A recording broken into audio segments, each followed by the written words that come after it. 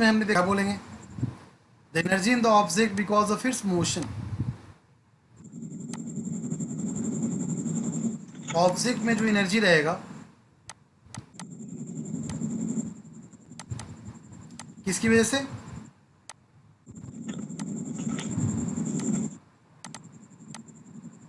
Motion की वजह से। It's called kinetic. क्या लॉजिक क्लियर है? Yes, sir. मान लो सपोज करेगा ऑब्जेक्ट है, मास 5 kg है और जो 5 मीटर पर सेकेंड से मूव कर रहा है, तो बोलेंगे एनर्जी कितना है? मान लो अर्थ पे रखा हुआ है, तो काइनेटिक एनर्जी कितना है, क्या बोलोगे? 1/2 × 5 × 5 का स्क्वायर Yes, sir. कितना हो गया? 125/। एनर्जी का यूनिट हमेशा किस में लिखेंगे? जूल के टर्म में लिखेंगे हम लोग। 125/2 जूल। अच्छा, इसका पोटेंशियल एनर्जी कितना होगा? 0। बिकॉज अर्थ के Zero. अर्थ Height के नहीं है रेफरेंस में sir. जब भी रखा होगा तो पोटेंशियल कितना होगा हमेशा उसका? वो तो चेंज कर, Zero. Zero. Because potential is conservative force. अच्छा, कंजर्वेटिव नॉन कंजर्वेटिव बताएंगे थोड़ी देर में आपको। What is the meaning of conservative force, what is the meaning of non conservative force, और वर्क डन का रिलेशन कंजर्वेटिव फोर्स से ही क्यों होता है, उसको समझाएंगे अब थोड़ी देर में आपको। क्या लॉजिक ले यहाँ पे बच्चों को कि वर्क डन का मतलब क्या होता है, सॉरी काइनेटिक एनर्जी मतलब क्या होता है? इसका मतलब किसी ऑब्जेक्ट में जो एनर्जी आएगा मोशन की वजह से आएगा, उसके स्पीड की वजह से आएगा, that is called kinetic energy. अगर मान लो आपको हम बता रहे हैं, देखो ध्यान रखो, एक ऑब्जेक्ट रखा हुआ है, ठीक है, 10 kg का ऑब्जेक्ट, उस पर हमने फोर्स अप्लाई किया। अगर फोर्स अप्लाई करोगे तो किसी पर्टिकुलर टाइम t टाइम के बाद क्या ऑब्जेक्ट यहाँ पहुंच जाएगा? Yes, sir. तो मान लो डिस्प्लेसमेंट जो ट्रेवल किया, वो मान लो आपका ट्रेवल किया कितना, 5 मीटर मान लेते हैं, ठीक है, Yes, sir. कोई दिक्कत? और फोर्स देते हैं इसके पास जो स्पीड मिला, सपोज करो 5 मीटर पर सेकेंड का स्पीड मिला। ओके, अच्छा ये बताओ, क्या फोर्स अप्लाई करने से, ये पहले जीरो था मान लो, जीरो था, बाद में इंक्रीज करना स्टार्ट किया, ठीक है, फोर्स बढ़ाते चले गए, तो ये बताओ क्या यहाँ पे चेक करना, जो ऑब्जेक्ट 5 मीटर डिस्टेंस ट्रेवल किया, क्या उसके स्पीड में फर्क पड़ेगा क्या? Yes, sir. स्पीड चेंज हुआ नहीं होगा। Yes, sir. और Yes, जब sir. ऑब्जेक्ट 10 kg का ऑब्जेक्ट, ठीक है, जब 10 kg का ऑब्जेक्ट 5 मिनट डिस्प्लेसमेंट ट्रेवल करेगा फोर्स अप्लाई करने के बाद, क्या फोर्स इनटू डिस्प्लेसमेंट को ही वर्क डन बोलते हैं क्या? Yes, sir. इसका मतलब Yes, वर्क sir. डन ने क्या किया, वर्क डन का मतलब क्या हुआ? हम ऐसा बोल सकते हैं वर्क डन का मतलब इसे काइनेटिक एनर्जी में चेंज हुआ। सपोज करो पहले स्पीड इसके पास u था, यहाँ मान लो v बन गया, तो क्या मान लो, क्या फोर्स अप्लाई करने के बाद क्या इसके स्पीड में चेंजिंग आया कि नहीं आया? Yes, sir. Yes, क्या sir. काइनेटिक एनर्जी में चेंजिंग आया कि नहीं आया? Yes, sir. तो क्या ऐसा बोल सकते हैं work done is equal to change in its kinetic energy?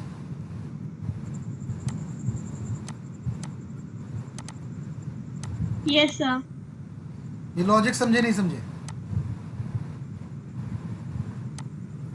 Work done Yes, equal to sir. Change in its kinetic energy. तो यहाँ पे हम देख सकते हैं कि वर्क डन कैसे डिफाइन करें। We can write here that work done, अगर मान लो ऑब्जेक्ट का स्पीड पहले u था, v हो गया, ठीक है, मास m था, तो मैं ऐसा बोल सकते हैं work done equal to half mv² minus half mu²।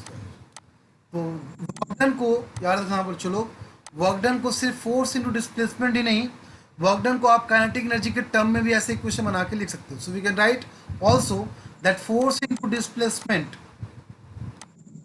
Is equal to half mv²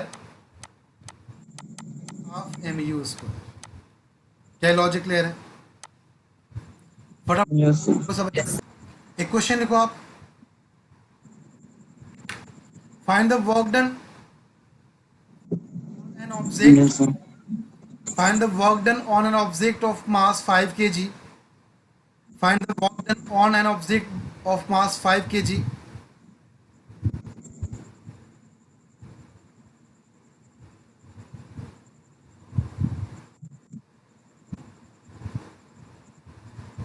mass 5 kg.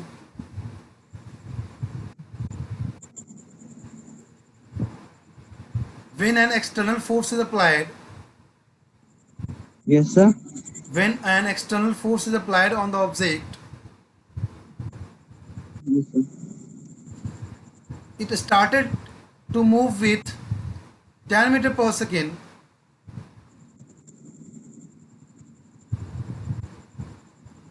10 meter per second,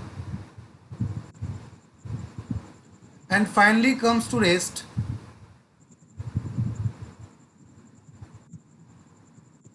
and finally comes to rest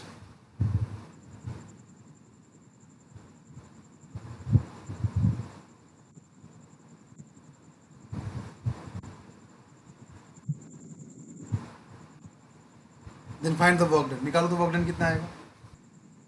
work done equal to half, mass कितना है 5, finally comes to rest मतलब v कितना हो गया 0, sir negative में आ रहा है. और माइनस हाफ, मास कितना है 5, और इनिशियल सर अंदर सर -250 आ रहा है. इनिशियल स्पीड कितना मिला पहले बताओ. सर इनिशियल स्पीड है 10. 10 का स्क्वायर, तो उसका स्क्वायर है सर 100. तो 0 माइनस तो कितना हो गया 250 100 into 5 by 250. 2 equal to -250 joule. Yes sir. इसका मतलब वर्क डन किसने अप्लाई किया ऑब्जेक्ट पे, फ्रिक्शन फोर्स ने अप्लाई किया होगा. Yes sir. फ्रिक्शन फोर्स पीछे की तरफ है, आगे की तरफ है, ऑपोजिट डायरेक्शन में वर्क डन कैसा, नेगेटिव होगा पॉजिटिव होगा. नेगेटिव.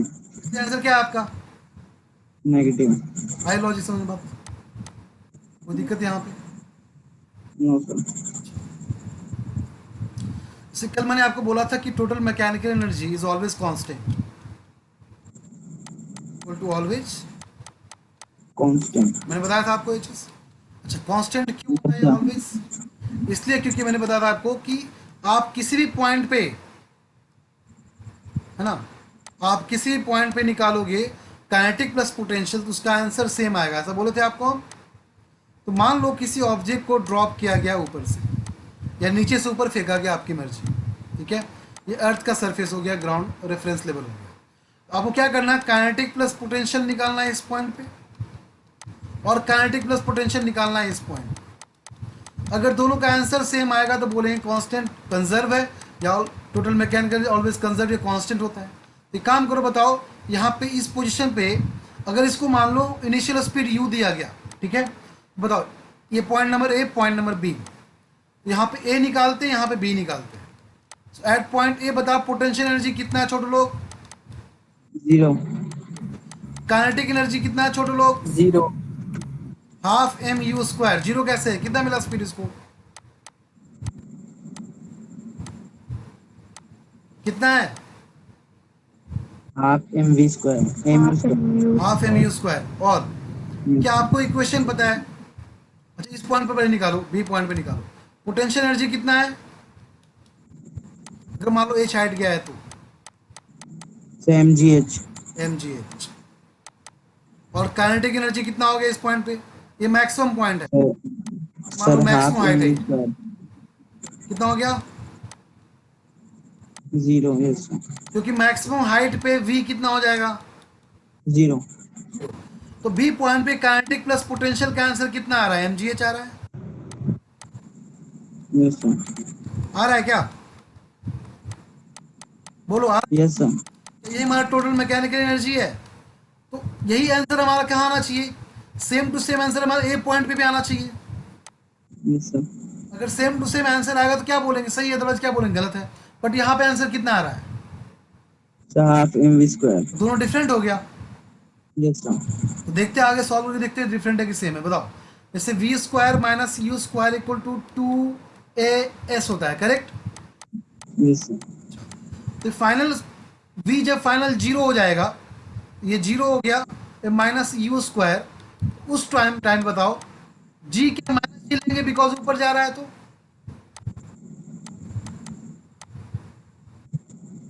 जब h हाइट को ट्रेवल करेगा तो g का डायरेक्शन नीचे रहेगा क्या, यस सर. बॉल जा रहा है ऊपर, ऑब्जेक्ट को खींच रहा है नीचे, तो g माइनस जी हो जाएगा. s कितना अटेम्प्ट किया है, यहाँ वैल्यू कितना h है, बताओ क्या है, minus U square equal to minus two G H आया क्या? Yes, sir. Minus minus cancel, U square कितना है आपका, टू जी एच आया क्या? Yes, sir. क्या यू स्क्वायर की जगह पे हम यहाँ पर टू जी एच पुट कर सकते हैं?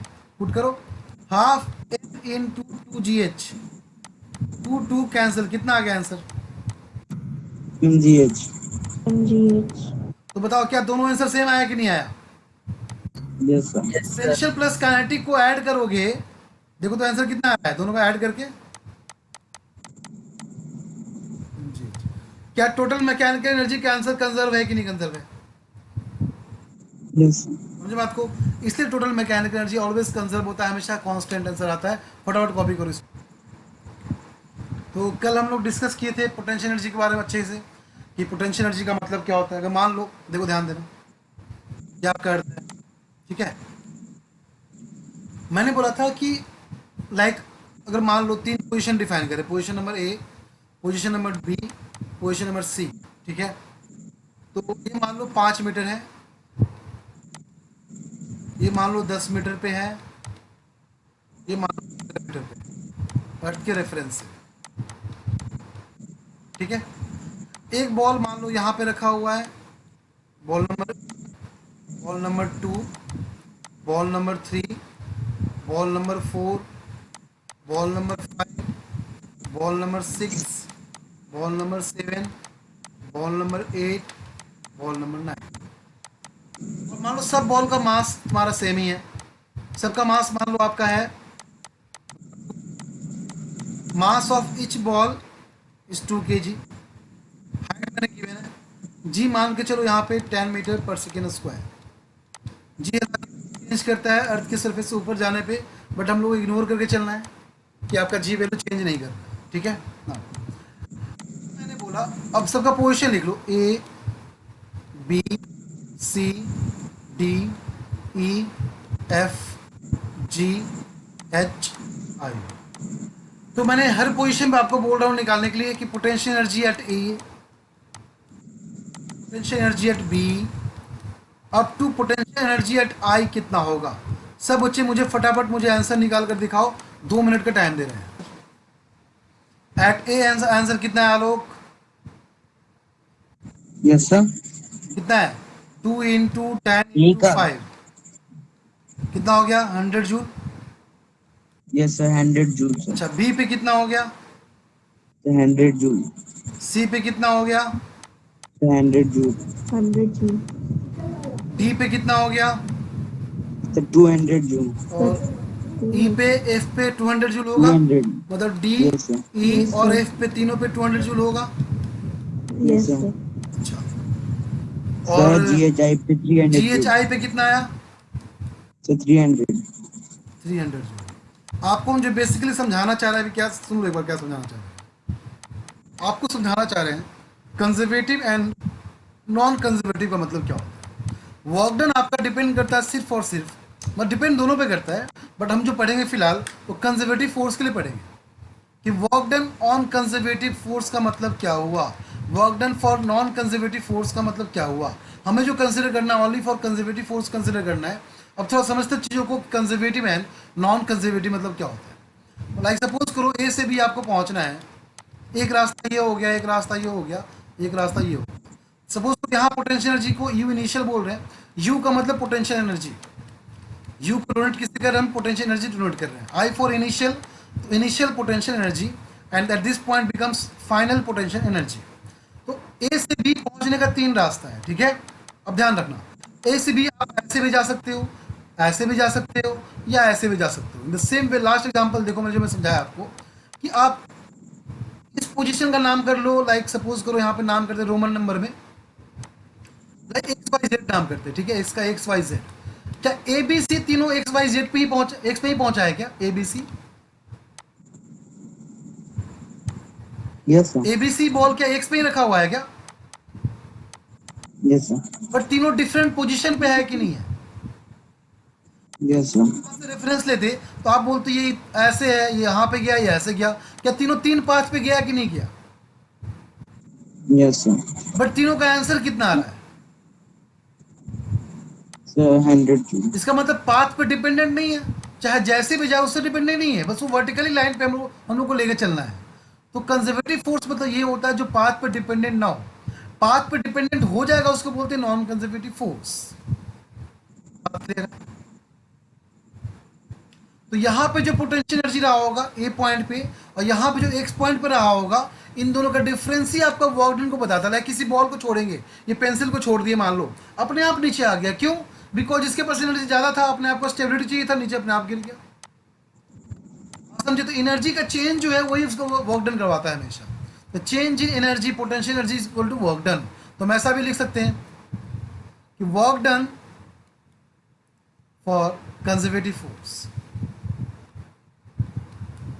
Work done for conservative force is equal to final potential energy minus initial potential energy. ठीक है, बट अगेंस्ट ग्रेविटेशनल फील्ड इसलिए इसको माइनस साइन आगे लगा देंगे। This becomes work done for conservative force, the final potential energy minus initial potential energy. क्या logic clear है? जो पाथ पे डिपेंडेंट ना हो उसको बोलते हैं कंजर्वेटिव, जो पाथ पे डिपेंडेंट होगा उसको बोलते हैं नॉन कंजर्वेटिव। पाथ पे डिपेंडेंट होना ना होना मतलब ये, सपोज करो मैं ये बोलना चाह रहा हूँ, इट्स लाइक आपके पास, आपको घर से स्कूल जाना है, ठीक है, घर से स्कूल जाना है, आपका अल्टीमेट टारगेट स्कूल पहुंचना है, चाहे इस रास्ते से पहुंचो, इस रास्ते से पहुंचो, या ऐसे पहुंचो, कोई फर्क पड़ता है क्या?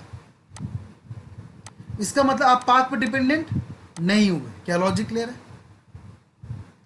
Yes, sir. उसको बोलते हैं कंजर्वेटिव फोर्स। तो वर्क डन जो देखना है हम लोग को, वो कंजर्वेटिव फोर्स के लिए देखना है। अब मुझे पता है कि लास्ट एग्जाम्पल से क्लियर है हम लोगों को कि कंजर्वेटिव फोर्स यहाँ पे जो पोटेंशियल एनर्जी यहाँ पे होगा और जो इस पॉइंट इनिशियल पॉइंट पे होगा, इन दोनों का डिफरेंस ही हमेशा वर्क डन को बताएगा। क्या लॉजिक क्लियर हुआ?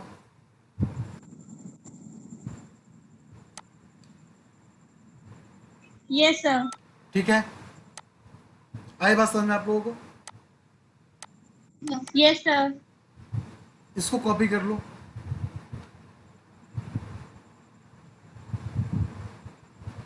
सर एक बार सर ये फ्रेज सुना दो सर, कंजर्वेटिव और नॉन कंजर्वेटिव। देख लो, कंजर्वेटिव फोर्स मतलब path independent, path independent. Non conservative मतलब पाथ डिपेंडेंट।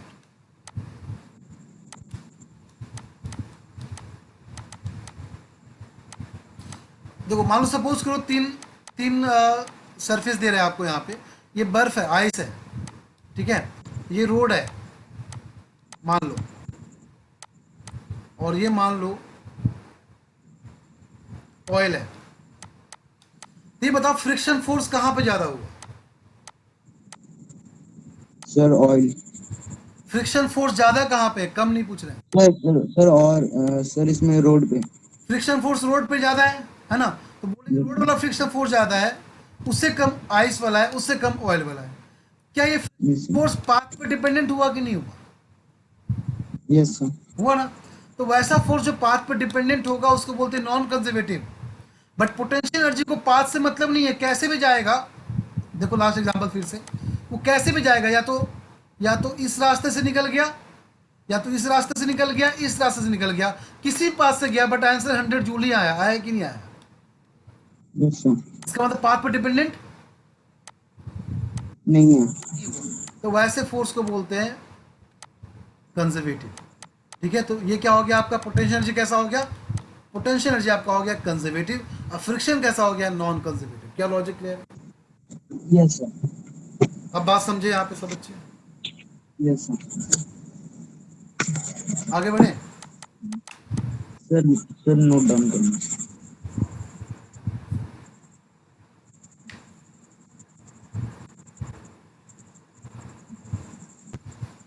Yes, देखो, sir.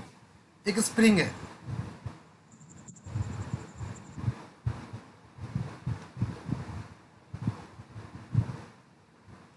एक ऑब्जेक्ट को स्प्रिंग से बांधा गया, ठीक है, और इसको इलोंगेट किया गया, खींचा गया इसको। जब खींचोगे, तुम फील करो इस चीज़ को थोड़ा सा, जब ऑब्जेक्ट को खींचोगे तो क्या होगा? स्प्रिंग अपनी तरफ खींचना स्टार्ट करेगा, नहीं करेगा? जैसे छोड़ते हैं ऑब्जेक्ट को, ऑब्जेक्ट कहाँ भागता है? Yes, sir. अगर मान लो इसको यहाँ से यहाँ खींच दी, यहाँ तक ले आए खींच कर, जैसे ही ऑब्जेक्ट छोड़ोगे तो ऑब्जेक्ट कहाँ जाएगा? पीछे जाएगा, नहीं जाएगा? Yes, sir. स्प्रिंग के अंदर जो Yes, फोर्स sir. होता है, that force is called minus के एक्स। ये फोर्स स्प्रिंग के लिए होता है। के का मतलब स्प्रिंग कांस्टेंट, के का मतलब क्या है? Spring constant. कांस्टेंट। एक्स का मतलब कितना खींचा गया, कितना इलोंगेट किया गया, इलोंगेशन और कॉम्प्रेशन। अब देखो, अगर मान लो स्प्रिंग को आप, स्प्रिंग ऐसे आप मान लो, ठीक है, अगर मान लो इसको खींचते हो तो खींचोगे तो ऐसा बन जाएगा, ठीक है, कॉम्प्रेस करते हो तो ऐसा होगा। ये बात समझे, ये आपका नेचुरल लेंथ स्प्रिंग का है, मान लो दिस इज नेचुरल लेंथ। जब कॉम्प्रेस किए तो मान लो एक्स डिस्टेंस पे जाकर कॉम्प्रेस हुआ, जब खींचे मान लो एक्स डिस्टेंस आगे बढ़ गया। बात समझे, जब खींचेंगे तो यस स्प्रिंग फोर्स कहाँ लगाएगा, अंदर की तरफ लगाएगा नहीं लगाएगा। Yes sir. और जब इसको अंदर की तरफ खींचेंगे तो स्प्रिंग फोर्स कहाँ लगाएगा, बाहर की तरफ। क्या फोर्स का डायरेक्शन अप्लाइड फोर्स के हमेशा ऑपोजिट है कि नहीं है। अपोजिट। यस अगर सर। आप बाहर खींच रहे हो तो स्प्रिंग अंदर फोर्स लगा रहा है, अगर हम अंदर धक्का दे तो स्प्रिंग बाहर फोर्स लगा रहा है, इसलिए माइनस साइन यहाँ पे आया। क्या लॉजिक क्लियर है। Yes Yes, sir. स्प्रिंग के अंदर जो एनर्जी होता है, that potential energy, that is equal to half K X square. कितना होता है, हाफ के। एक्स्ट्रा। अगर मान लो मैंने पूछा कि इसको 1 से, ठीक है, नेचुरल लेंथ के 1 मीटर से लेकर इसको 2 मीटर पे खींचा गया। कहाँ से कहाँ तक खींचा गया, पहले 1 मीटर पे था, फिर इसको 2 मीटर पे खींचा गया। तो बताओ वर्क डन कितना किया होगा स्प्रिंग। मैंने क्या बताया आपको, वर्क डन क्या होता है, वर्क डन होता है final potential energy minus initial potential energy. Yes और सर। पोटेंशियल एनर्जी कितना स्प्रिंग का होता है, हाफ के एक्स स्क्वायर। तो हाफ के, और यहाँ माइनस साइन होता है, करेक्ट, यहाँ माइनस साइन होता है, तो माइनस जब मल्टीप्लाई होगा तो क्या बन जाएगा, डायरेक्टली बोलो। यहाँ माइनस होगा तो वर्क डन क्या बोलेगा, work done by conservative equal to U initial minus U final, minus common कर लिए दोनों तरफ, तो हाफ के, ठीक है, इनिशियली रखा था 1 मीटर पे, तो 1 का स्क्वायर माइनस हाफ के, फाइनल कहाँ पहुंच टू गया, 2 का परसेंट। स्क्वायर। ये आपका हो गया वर्क डन बाय स्प्रिंग, हुआ कि नहीं हुआ। Yes sir. यस बात सर। समझ गया आप, यस। कोई दिक्कत बच्चों को, कॉपी करो, ठीक है। तो नेक्स्ट क्लास में हम लोग एनसीईआरटी क्वेश्चंस कंप्लीट करेंगे, एक्सरसाइज कंप्लीट करेंगे, और आपको बढ़िया बढ़िया क्वेश्चन जहाँ जहाँ मिले सॉल्व करो उसको, और जो डाउट हो उसको रखो, और नेक्स्ट क्लास में डाउट क्लियर कर देंगे आपका, ठीक है। और कुछ टॉपिक बचा होगा तो उसको नेक्स्ट क्लास टॉपिक खत्म करके फिर हम लोग न्यूमेरिकल्स प्रॉब्लम करेंगे। और याद रखना 2 दिन 2 डेज सिर्फ और सिर्फ क्वेश्चन प्रैक्टिस चलेगा इसके ऊपर, ओनली क्वेश्चन, और कुछ भी 2 डे का 3 दिन में ले लो उसको, 3 डेज सिर्फ क्वेश्चन प्रैक्टिस करेंगे और कुछ नहीं करेंगे। क्लियर है। Yes, sir. तो मिलते हैं यस फिर सर। नेक्स्ट क्लास में, कंटिन्यू करते हैं लेक्चर को। आज इतना ही काफी।